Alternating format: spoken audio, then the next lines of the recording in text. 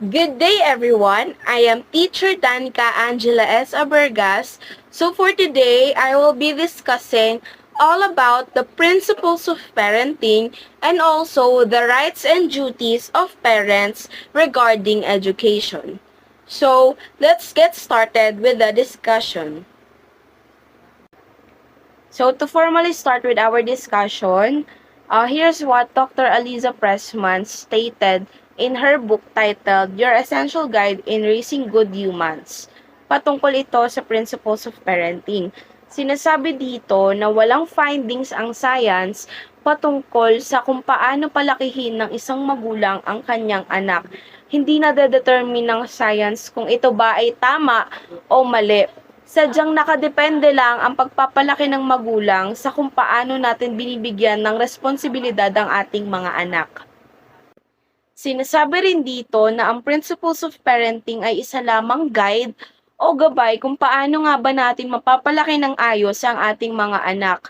Ito rin ay isa sa dahilan upang maging matibay ang koneksyon ng iyong asawa sa pagpapalaki ng tama para sa inyong mga anak.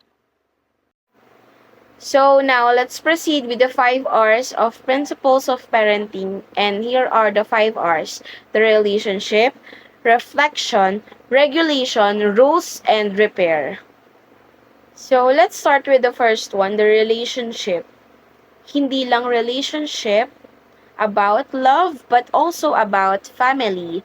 So sinasabi dito na bago ka bumuo ng pamilya, ay dapat hindi lamang na kumpleto kayo, hindi lamang masaya kayo, hindi lamang na perpekto kayo, ngunit kailangan din ng relasyon at matibay na koneksyon sa iyong pamilya at lalong-lalo na sa iyong anak. Sa pagbuo ng relationship sa ating pamilya, hindi lamang kinakailangan na nagpamilya kayo dahil handa kayo. Dapat handa rin kayo na buuin ng koneksyon at relasyon sa inyong mga anak. So let's proceed with the second one, which is the reflection. Sinasabi dito na kung ikaw ay isang mabuting magulang, magiging mabuti rin ang iyong anak. And there's a saying that, tell me your friends are and I'll tell you who you are. I think it's also applicable to parents as well. Let's change the term into, tell me your parents are and I'll tell you who you are. Nakabase ang ating pag-uugali o pag-uugali ng mga anak sa kung paano tayo o paano ka pinalaki ng iyong magulang. Kung nakikita ng isang tao na ikaw ay isang mabuti, ibig sabihin pinalaki ka ng maayos ng iyong magulang. I think reflection is important in the principles of parenting kasi nakasalalay ang feedback ng anak sa magulang. Kung nakikita ng isang tao na ikaw at ang iyong anak ay nakakagawa ng mabuti at nakikitaan ng tama, ibig sabihin, ikaw ay isang responsableng magulang sa pagpapalaki sa iyong anak. Ngayon, let's proceed with the third principles of parenting, the regulation. So, sa regulation, dapat tayo mga parents ay maalam sa kung paano natin bibigyan ng higpit ang ating mga anak at kung paano natin sila bibigyan ng gabay sa pagiging isang mabuting anak. So, let's proceed with the fourth one, which is the rules. Sa pagpapalaki ng anak o sa pagbuo ng isang pamilya, mahalaga na meron tayong rules na sinusunod upang mas lalo nating bigyan ng proteksyon ng ating mga anak at mas lalo nilang makita na tayo ay responsibilidad na magulang para sa kanila. May kasabihan tayo sa ating mga magulang na ang nanay o ang ating mga ina ang mas nakakaalam kung ano ang tama at para sa atin. Let's say, mothers knows best, ika nga nila, pero sinasabi pa rin dito na dapat nating sundin ang mga payo at ibinibigay sa ating paratang ng ating mga magulang dahil alam nila at sila mismo ang nakakaalam kung ano ang tama para sa iyo. So ngayon, let's proceed with the last one, which is the repair. So from the word itself, repair. kaayusan o pag-aayos ng isang relasyon sa loob ng isang pamilya. So nowadays, there are a lot of broken families na naghihiwalay dahil hindi na kayang ayusin ang problema. So bilang parte ng principle of parenting ang repair, dapat nating ayusin ang ating mga problema sa loob ng pamilya dahil nangako tayo na ang pamilya ay isang masaya at dapat nating pangalagaan ito. Mahalaga din na binibigyan natin ng pansin ang separation anxiety dahil lubos itong makakaapekto sa ating mga anak, hindi lang physically but also their mental state as well. Let's also remember that having a family is also having a responsibility in your life. So I have here collected the article or the research article which titles The Parenting Styles Manifested by the Parents Respondents in the Authoritative Style. So, sinasabi dito na positive ang parenting na nakikita o ang naging respondents ng parents. Basahin natin isa. Nais kong maging isang kaibigan, tagapayo at gabay ng aking anak.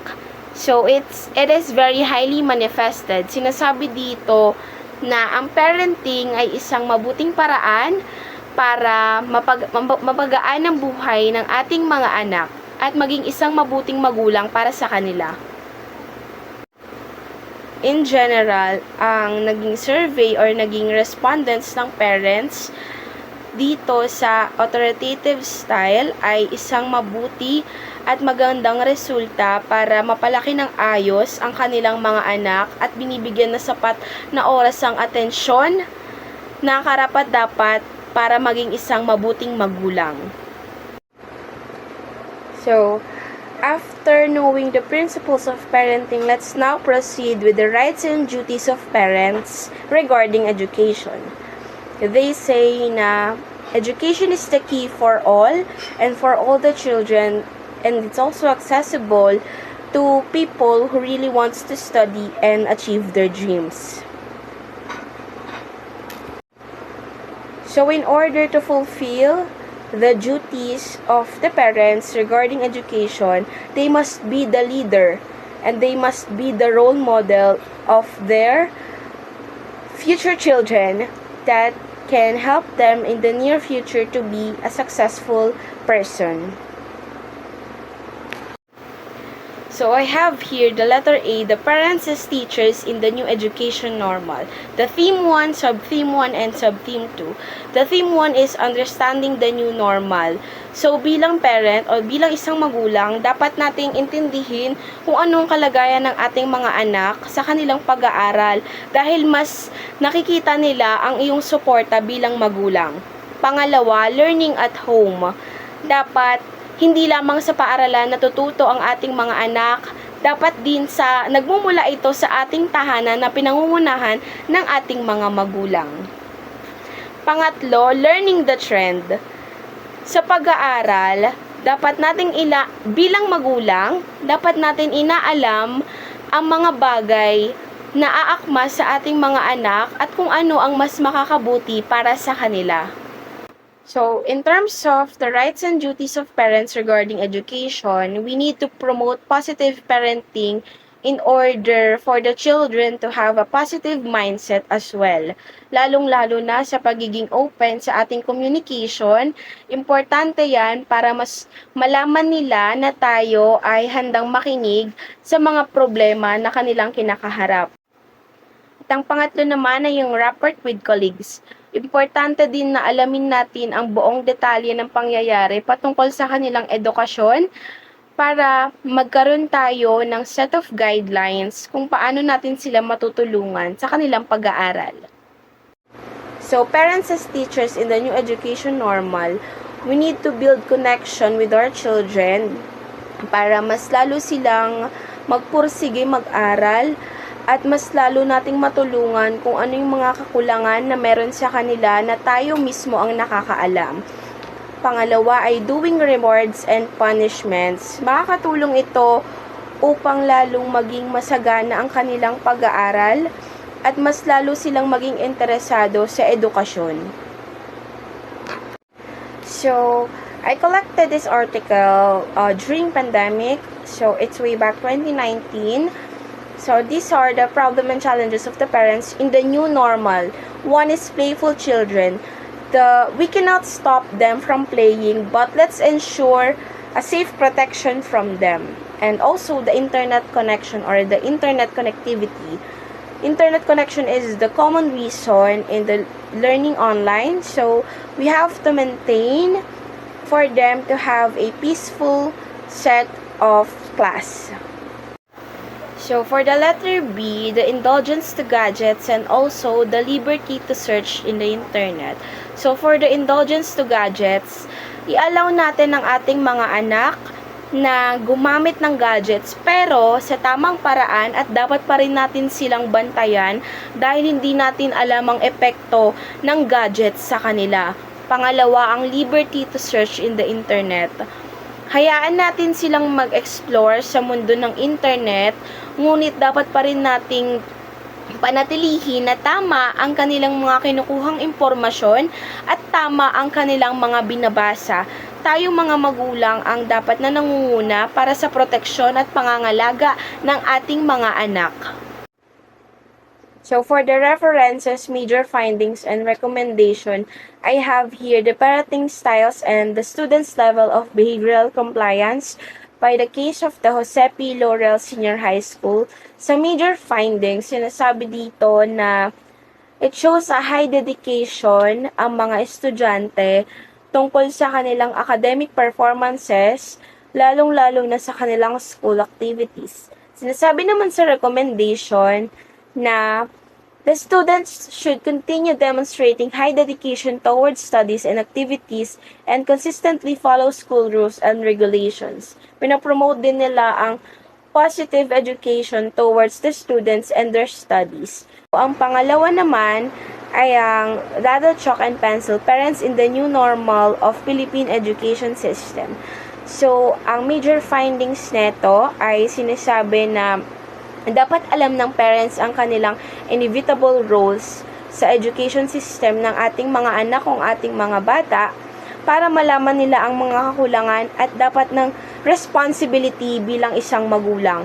Sa kanila namang recommendation, it says that a shared responsibility on the pursuit of providing the continuous and responsive engagements that nurture love for learning among their children. It is recommended that a follow-up webinar series be organized that will delve into art of teaching and facilitating learning outcomes. So, sinasabi dito na dapat ang teaching and learning ay konektado para ang mga estudyante ay magkaroon ng maayos na pag-aaral at magkaroon ng mas magandang kinabukasan para sa ating education. This will end the report of the principles of parenting and the rights and duties of parents regarding education. I hope you learned something from me. I am Teacher Danica Angela S. Abergas. Have a good day ahead.